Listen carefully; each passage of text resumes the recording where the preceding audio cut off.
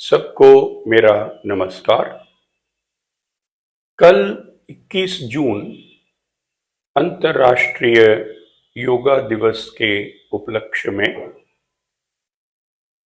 संयुक्त राष्ट्र संघ के मुख्यालय में एक आयोजन हम सब ने देखा। हमारे देश के प्रधानमंत्री लगभग 180 देशों से आए हुए प्रमुख लोगों का नेतृत्व करके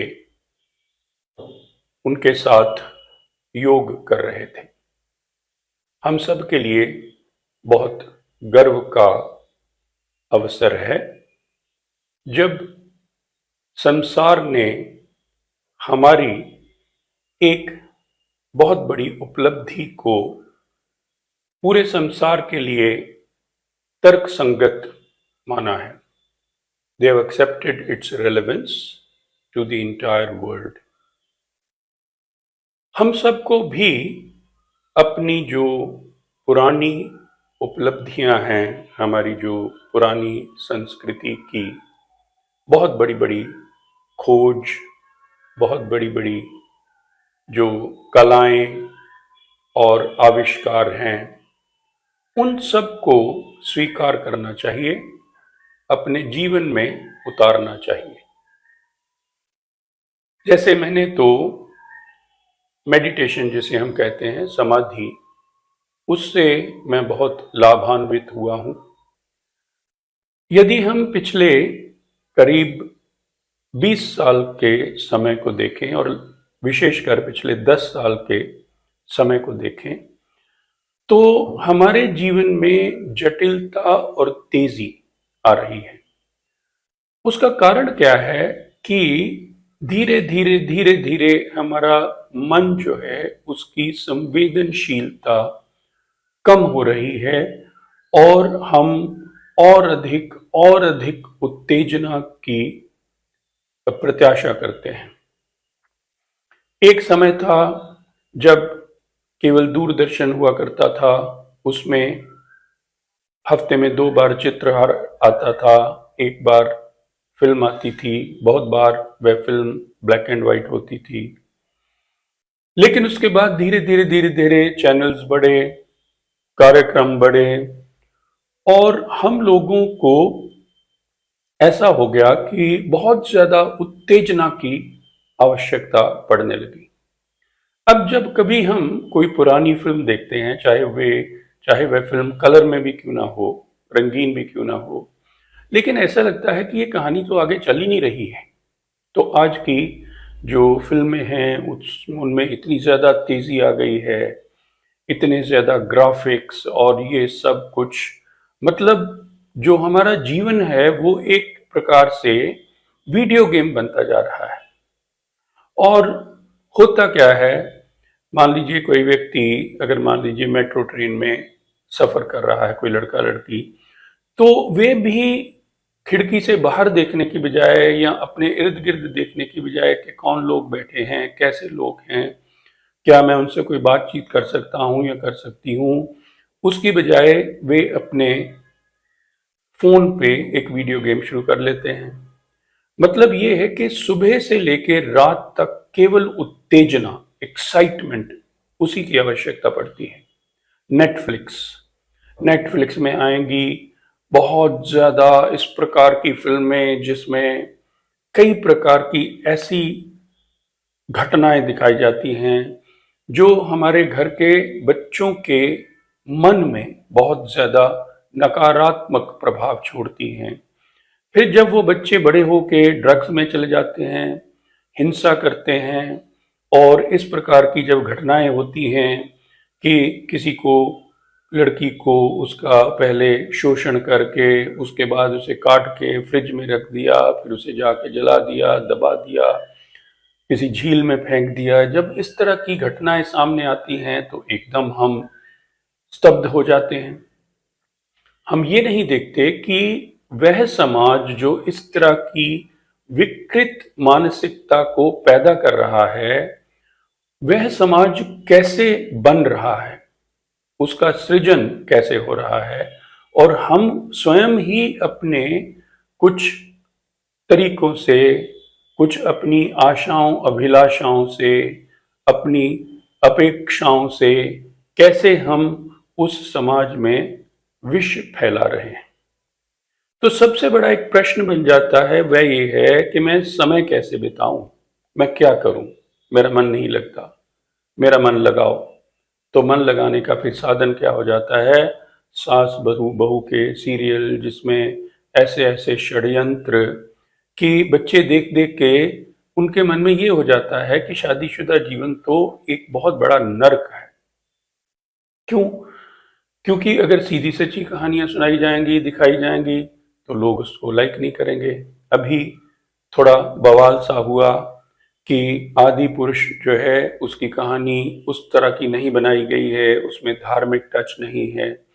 लेकिन दूसरी ओर अगर हम देखें तो अगर मान लीजिए बहुत ज्यादा धार्मिक फिल्म बना दी जाती तो हो सकता लोगों को लगता कि ये तो बहुत बोरिंग है, इसमें तो क्या है, भ्राताश्री और माताश्री और पिताश्री ये सब चल रहा है।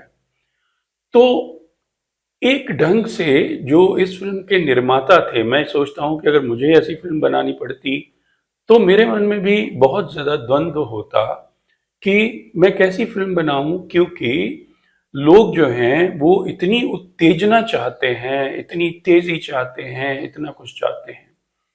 तो हुआ क्या कि वो लोग जिनकी इच्छाओं पर, जिनके मनोरथ पर, जिनकी इंटेंशंस पर शक नहीं किया जा सकता है, उन लोगों को, जैसे मनोज मुंतशिर जैसे लोग हैं जो धर्म के प्रति जिनकी आस्था पर कोई शक नहीं कर सकता, उन लोगों को अब सफाई देनी पड़ रही है।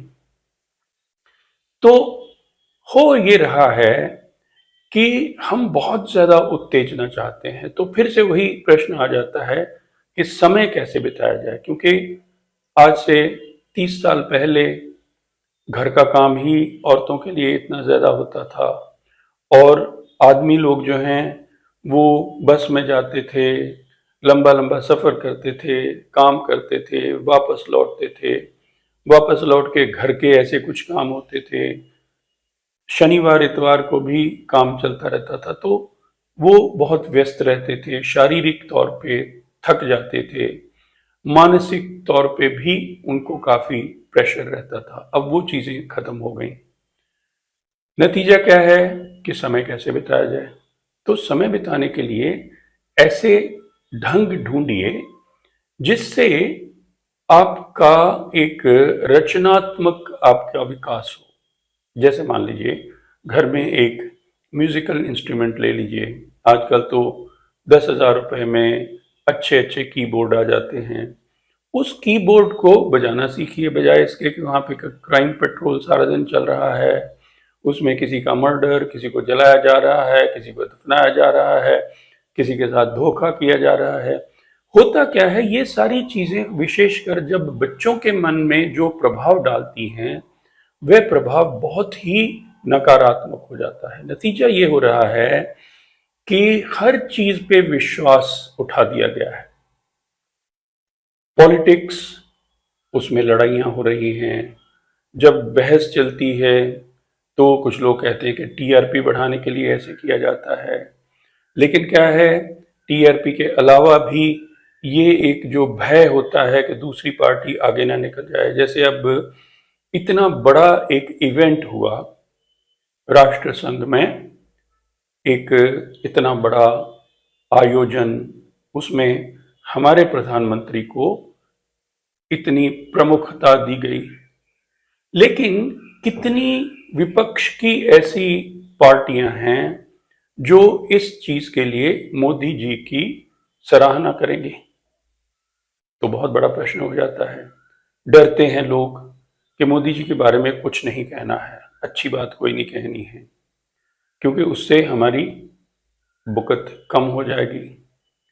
तो करते करते करते बहुत सी एक इनसिक्योरिटी, बहुत सी एक ग्रैबिंग की टेंडेंसी, ये भी लपक लो, ये भी लपक लो, ये भी लपक लो, कर करा के जीवन की जो वैल्यूज जिन्हें कहा जाता है, जीवन के मूल्य जो हैं वे इतने निम्न स्तर पर चले गए हैं कि उससे हम अपने ही जीवन में विष घोल रहे हैं। तो मैं ये कहना चाहूंगा, आइए एक यू टर्न करें। मैं एक वेबसाइट शुरू कर रहा हूं, उसका नाम है डोगराश्रम। डोगरा मेरा नाम है और डोगरा का आश्रम हो गया डोगराश्रम। तो उस डोगराश्रम में मैं उस वेबसाइट के माध्यम से उन लोगों को जोड़ना चाहता हूं जो लोग मेरे साथ मिलके अपने जीवन में परिवर्तन लाना चाहते हैं।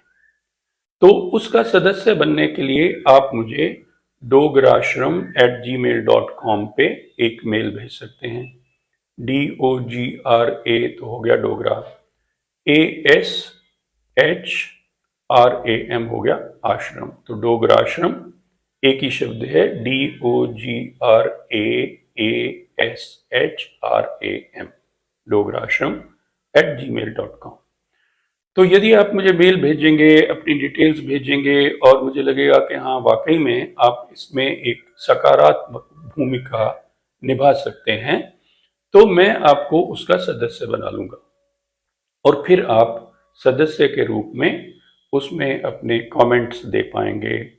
अगर आपकी लेखन शक्ति अच्छी है तो आप लिख भी पाएंगे, लेकिन उसमें पासवर्ड और आईडी मैं ही आपको दूंगा, क्योंकि आजकल आप जानते हैं कि वेबसाइट्स को तोड़ना फोड़ना, विशेषकर अगर वो अच्छे काम कर रहा है तो उसको ध्वस्त करना आजकल का एक खेल बन गया है। तो मैं नहीं चाहता कि हमारा डोगराश्रम उस खेल से ध्वस्त हो जाए, इसलिए आप मुझे एक ईमेल भेजिए जिसमें अपनी डिटेल्स भेजिए और मैं आपको आईडी और पासवर्ड दूंगा जिससे आप लॉगिन कर पाएंगे और उसके बाद आप उसको उसमें अपने कमेंट्स दे पाएंगे। वरना पढ़ तो हर कोई पाएगा, पढ़ने पे कोई पाबंदी नहीं है। तो चलिए आज से ये शुरू करते हैं, अपने आप को बदलते हैं, अपने समाज को बदलते हैं, अपने देश को बदलते हैं और विश्व को बदलते हैं। ये सब हम कर सकते हैं यदि हम अपने आप को अपने पुरातन समय से जोड़ लें और फिर से ऋषियों के इस राष्ट्र को ऋषियों का राष्ट्र बनाएं। धन्यवाद।